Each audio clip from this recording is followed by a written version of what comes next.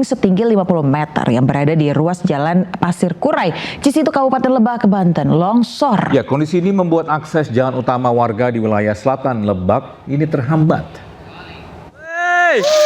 Astagfirullahaladzim, ya Allah. Ya Allah, ya Allah. Ya Allah. Ya Allah. Astagfirullahaladzim. Astagfirullahaladzim. Astagfirullahaladzim. Astagfirullahaladzim. Astagfirullahaladzim. Inilah detik-detik tebing setinggi 50 meter di Jalan Raya Pasir Kurai, Cisitu, Lebak, longsor. Material longsor berupa tanah, batu, dan pohon langsung menutupi seluruh badan jalan. Warga yang mengabadikan kejadian ini nyaris tertimbun longsoran yang tiba-tiba meluas. Warga langsung menyelamatkan diri dengan menjauh dari longsoran. Dampak longsoran ini, akses jalan utama warga di wilayah selatan tersebut tidak bisa dilewati kendaraan. Longsor dipicu hujan deras dalam beberapa pekan terakhir, ditambah kondisi tanah yang labil serta adanya aktivitas penggalian pasir di sekitar tebing. Kami memetakan titik-titik yang memang rawan bencana, misalnya longsor untuk di wilayah selatan terutama, kemudian yang longsor banjir. Setelah itu kami sampaikan himbauan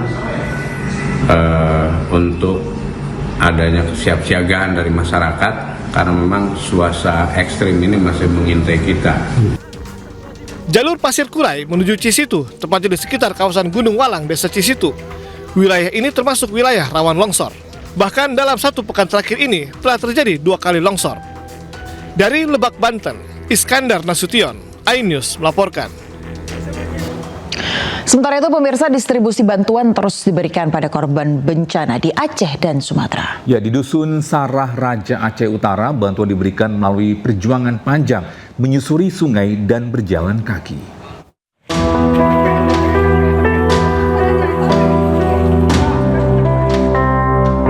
Sebulan pasca bencana banjir dan longsor, sejumlah lokasi di Aceh masih terisolir. Anggota TNI dan relawan bekerja keras memasok bantuan kemanusiaan untuk korban banjir di pedalaman Dusun Sarah Raja, Aceh Utara. Tim relawan gunakan jasa sewa 3 unit perahu tradisional untuk mengangkut sejumlah bantuan. Hujan yang turun membuat para korban khawatir dan trauma jika terjadi banjir susulan. Hari ini kami begitu banyak bawa logistik, kami menyewa bot. Kami dari desa Dusun Bidari menempuh ke Dusun Sarah Raja kurang lebih 1 jam 5 menit. Untuk mengambil bantuan di posko desa Lubuk Pusaka, warga Sarah Raja harus membayar jasa sewa perahu sebesar 800 hingga 900 ribu rupiah sekali jalan. Akhirnya bantuan diantarkan secara langsung hingga ke desa agar korban tak perlu lagi membayar sewa perahu untuk mengambil bantuan. Alhamdulillah Pak, kami sangat bersyukur Pak dikasih bantuan. Kami sangat bersyukur pada Bapak. Kami nggak bisa, hanya Allah bisa membalasnya Pak. Kami sangat bersyukur Pak.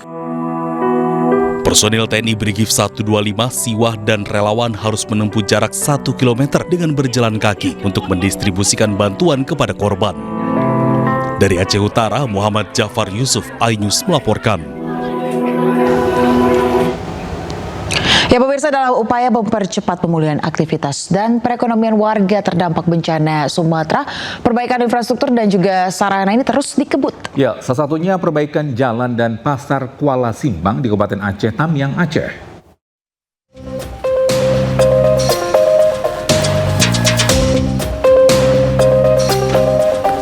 Pasar Kuala Simpang, Aceh Tamiang mulai bebersih dari sisa material banjir meskipun jalannya masih terdapat genangan lumpur. Petugas dari Kementerian Pekerjaan Umum terus bekerja membersihkan akses jalan menuju Pasar Kuala Simpang. Awal kami datang kemari, lumpurnya itu selutut. Di dalam toko juga selutut. Terus kami bersihin sendirian di dalam toko, yang di luar alhamdulillah mulai dikelola sama alat-alat berat. Terbantu juga, jadi bisa akses kendaraan bisa masuk ke dalam parkiran lah. Kementerian PU telah mengerahkan 22 unit alat berat dan 10 dump truck untuk membersihkan lumpur dan sampah sisa banjir bandang di Aceh Tamiang. Sementara itu, di kota Kuala Simpang disiagakan 21 alat berat. Ya, pemirsa, Sekretaris Kabinet Teddy Indrawijaya sebut sejak minggu pertama bencana, Presiden Prabowo telah mengirimkan helikopter pribadinya. Ya, helikopter digunakan Gubernur Aceh memantau kondisi daerahnya. Teddy juga menyebut pemerintah juga kerahkan 53 helikopter di 3 provinsi terdampak bencana Sumatera. Kemarin beberapa kali dan tadi pagi pun masih ada yang bertanya mengenai jumlah helikopter. Di mana 50 helikopter itu gitu ya. Jadi ini datanya. Jadi ada 53 helikopter gabungan TNI, Polri, Basarnas, BNPB, kemudian ada swasta, Pertamina dan lain sebagainya. Ini semuanya sejak awal ada di 3 provinsi tersebut. Kemana mereka? Mereka menerbangkan logistik ke daerah yang tidak terjangkau melalui darat, yang jalannya putus, yang belum tersambung, ke desa-desa. Kemana? Ke kepala desa, ke posko peninjauan dan lain sebagainya. Kira-kira seperti itu.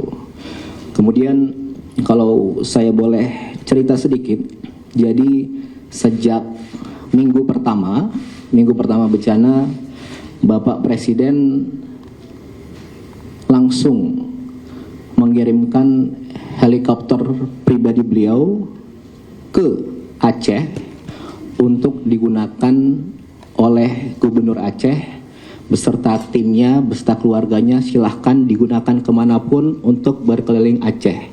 Itu sejak minggu pertama, ya. Ini ada beberapa fotonya. Pemirsa, relawan pangkas rambut menyusuri jalanan becek untuk memberi layanan gratis kepada pengungsi banjir bandang di Aceh Timur. Ya, aksi sosial ini dilakukan sebagai bentuk kepedulian dan upaya menghadirkan kebahagiaan di tengah keterbatasan.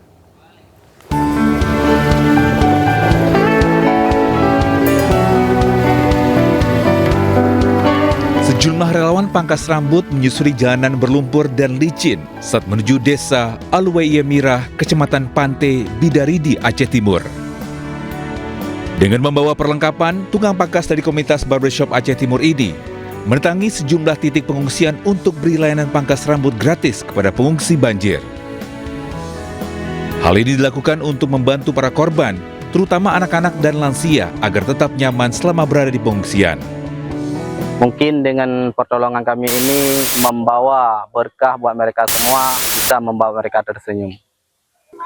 Alhamdulillah, ini adalah ketiga kalinya yang kami telah datang ke tempat-tempat yang terdampak banjir.